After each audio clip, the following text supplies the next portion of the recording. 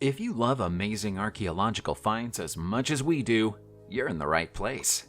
There's nothing we enjoy more than rounding up incredible discoveries about the past and presenting them for you to enjoy in videos like this one. So, we've done it again with this collection of ancient wonders. We begin in Albania, where archaeologists believe that they found the ancient Hellenistic-era city of Basania. Historical records tell us that Basania was once an Illyrian city, but fell to Roman control during the Illyrian Wars. The city was destroyed, and after that, its location became a secret lost to time.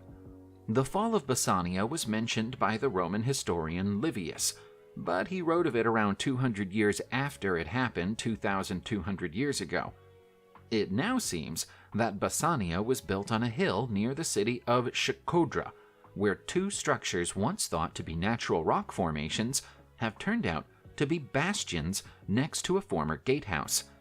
By examining fragments of pottery found at the site, scientists have been able to confirm that they've found the remains of a city that was founded around 4,000 years ago, but the fragments of Roman amphorae confirm a Roman presence around 2,200 years ago. Surprisingly, it appears that the end of Basania came about not through fire or destruction, but through over-quarrying, robbing the settlement of its natural resources and forcing its populace to move away. Let's take a trip back to the 16th century and explore the fascinating world of tapestry. The tapestry titled Gideon's Present to the Lord is a remarkable piece of art that was woven in Oudenarde around 1578. This tapestry is part of a set of 13 that tells the story of Gideon, a figure from the Old Testament. The tapestry depicts a scene where Gideon presents a child, broth, and cakes to an angel under an oak tree, a narrative taken from the Book of Judges 6:19. The tapestry was originally woven for Sir Christopher Hatton, whose arms and initials are woven into the borders. However, after Hatton's death in 1591, the tapestry was purchased by Elizabeth, Countess of Shrewsbury, also known as Bess of Hardwicke. Bess had patches with her own coat of arms stuck over Hatton's, and his crest of a golden hind was converted into a Cavendish stag by painting it brown and adding antlers. The tapestry, now housed at Hardwicke Hall, Derbyshire, measures 234 inches in height and 14 feet in width. Some people would consider what Bess did to the original tapestry to be vandalism, but it still remains a beautiful piece. Imagine this. You're out with your metal detector in Falster, southeast Denmark, and suddenly, it beeps. You dig into the ground and unearth a tiny half-inch long object. It turns out to be a patrice, a pre-Viking stamp used to create gold images and offered as a votive to the gods.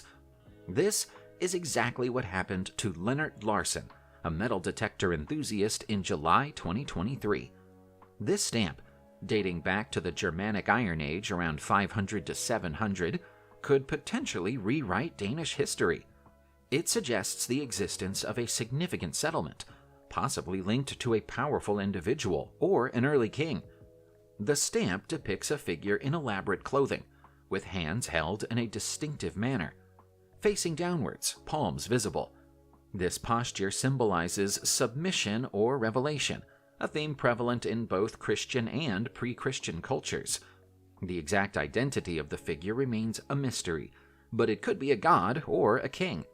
The discovery of this stamp has sparked further interest in the area, and the museum Lolland Falster plans to conduct more excavations. Who knows what other secrets lie beneath the surface? Here's something else to picture. You're in Peru, and you stumble upon an open-air sounding dance floor designed to mimic the sound of thunder when danced upon. This isn't a modern marvel, but a relic from between 1000 and 1400, located at a site called Viejo San Jacinto, about 124 miles southeast of Lima. This site was in use during the Inca rule, and possibly even during the early years of the Spanish conquest.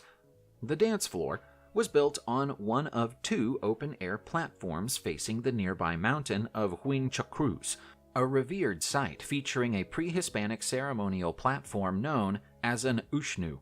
The platform's unique design consists of 4 layers of carefully prepared fills, including a mixture of camelid guano and clean, silty clay, strategically placed to create a deep, bass-like sound when danced upon.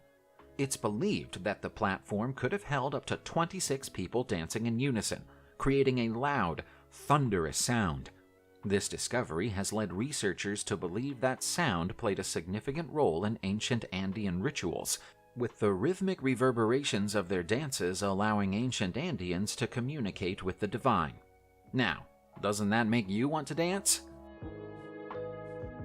In Zurich, Switzerland, archaeologists have discovered the ancient corpse of a Celtic woman buried in a hollowed-out tree trunk. The woman, believed to have died 2,200 years ago, was buried with great respect, adorned in fine clothes and jewelry. The Iron Age Celts were known to use tree coffins buried deep underground for their burials. The woman's remains were found in 2017, and analysis indicates she was around 40 years old when she died in 200 BCE. Her bones suggest she led a life of importance, likely avoiding manual labor. The analysis of her clothing revealed layers of fine sheep's wool, fur, and sheepskin, while her jewelry included bronze bracelets, a delicate belt, and a stunning necklace with amber and glass beads. The necklace featured a unique clasp known as a brooch, allowing her to attach blue and yellow beads. Interestingly, another Celtic man was buried nearby with a sword, shield, and lance, suggesting a possible connection between the two. The Celts, renowned for their ferocity, stretch from Britain to modern-day Turkey, and their practices continue to fascinate archaeologists because we still know so little about them, despite the abundance of burial sites we've found. Archaeologists in Saaremaa, Estonia, recently made a remarkable discovery at a 1,700-year-old sacrificial site. Among the findings were opulent local crossbow brooches, some crafted from silver and others gold-plated silver, along with Scandinavian-style belt plaques featuring silver plates. However, the most extraordinary find was a massive gold bracelet or collar from the 3rd century. Gold finds are uncommon in Estonian archaeology, making this a truly exceptional discovery and possibly the most valuable find in Estonian history. According to archaeologist Marika Maji, such bracelets were symbolic of membership in the highest strata of society and held associations with royal power and families. This specific type of jewelry is considered significant throughout Scandinavia during the Roman Iron Age. The discovery also offers valuable insights into Estonia's early centuries CE. The find has been handed over to the Saaremaa Museum, where it will be showcased in a new exhibition. This discovery not only underscores the cultural and historical significance of Estonia, but also sheds light on the lives and status symbols of its ancient inhabitants. The history of this part of the world is dominated by the Vikings, but Estonia has a rich past and heritage of its own. In October 2019, a family volunteering at the Usha Archaeological site in Western Galilee made a remarkable discovery. Usha, a Jewish settlement from 135 CE and the first location of the Sanhedrin after the Bar Kokhba revolt, revealed its previously unknown iron industry when the family unearthed a rare 1,400-year-old iron hammer. The site had already been known for its extensive glass industry, producing beautifully finished glass goblets, as well as wine and olive oil production. Archaeologists leading the excavation noted that only about 20 iron hammers from the Byzantine period were registered in Israel Antiquities Authority records, making this find even more significant. They surmised that Usha's iron production center likely forged essential items such as nails and little rings for day-to-day use. Among the famous residents of Usha mentioned in Jewish sources was Rabbi Yitzhak Nafa, whose name is associated with the origins of the word blacksmith. However, The iron industry at Usha was not contemporaneous with his time. Instead, the uniqueness of the site lies in its exceptional glass industry. The ongoing excavations, involving approximately 15,000 pupils and volunteers, has unveiled various artifacts, including pottery, stone tools, and ritual baths. The findings offer insights into ancient Jewish life and culture, connecting people to their heritage and history through the Sanhedrin Trail project, which traverses the Galilee from Bet She'arim to Tiberias. El Kuru, an ancient site in Sudan's Nile region, is a place of fascinating stories dating from the Kingdom of Kush to the early Christian period. Recent excavations by the International Kuru Archaeological Project have revealed nearly 1,000 individual carved graffiti on pyramid tombs and a rock-cut temple. These carvings span centuries and include images of animals, religious symbols, and transportation means, as well as gouged holes, which may have been used for spiritual and medicinal purposes. Some carvings date back to the 4th century BCE, showing Egyptian and Kushite motifs, while later ones from the early medieval period feature Christian symbols carved by pilgrims. The coexistence of both traditions in one place provides valuable insights into the site's historical significance and the beliefs of different communities, including non-elite individuals. The exhibition of these etchings at the University of Michigan offers a glimpse into the civilization of ancient Kush and its diverse expressions of belief. Efforts to establish a visitor center in El Kuru aim to further promote local heritage and understanding of the site. In a recent and remarkable discovery, an enormous Roman mosaic has been unearthed in southern Turkey, showcasing the vast influence of the Roman Empire during its peak. The mosaic, found near the ancient city of Antiochia ad Kregum, once adorned the floor of a bath complex adjacent to a 25-foot-long open-air pool. Covering a staggering 1,600 square feet, the mosaic boasts intricate geometric patterns on a white background, including starburst designs and intertwined loops. Dating back to the 3rd or 4th century CE, the mosaic's remarkable preservation has astounded archaeologists. It contradicts the belief that southern Turkey was only peripherally impacted by the Roman Empire, revealing that Antiochia ad Kregum was significantly influenced by Roman culture. Excavations in the city have also unveiled a Roman temple from the 3rd century and a street lined with colonnades and shops. The first significant ancient Roman discovery made in the region came in 2002, after which they've barely stopped coming. Plans are underway to construct a protective shelter over the mosaic and open the site to the public for future visits, but there's still archaeological work to be done before that can happen. In an awe-inspiring discovery, Spanish archaeologists from Jaen's University have unearthed a remarkably well-preserved wooden sarcophagus at the Kubet el-Hawa necropolis in Aswan, Egypt. The delicate face of the sarcophagus, believed to contain the remains of a person of high rank, has emerged into the sunlight after being hidden for thousands of years. The excavation, led by Professor Alejandro Jimenez Serrano and a team of 17 experts from Spanish and British universities, has been ongoing for a month and has already yielded significant finds, including 20 mummies and a tomb dating back to around 1830 BCE.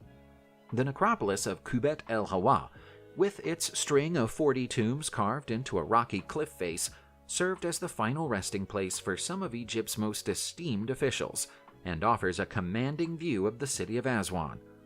The team's multidisciplinary approach has allowed them to employ innovative techniques like RTI and 3D scanning, enabling them to read hieroglyphic texts with unprecedented accuracy. This convergence of expertise has shed new light on the once hidden face of history, unraveling the mysteries of ancient Egypt and offering us a glimpse into the lives of those who shaped its rich past. As the excavation continues, the world awaits more revelations and discoveries from this promising site. The Alfred jewel is one of the most intricate and valuable treasures of the Anglo-Saxon period in England, and it's far from clear how anything so precious ended up lost and buried anonymously in a field. The 9th century item of jewelry was commissioned personally by King Alfred, who used it as a pointer to assist with reading. It's thought that he had several less valuable copies made, which he distributed to friends and relatives.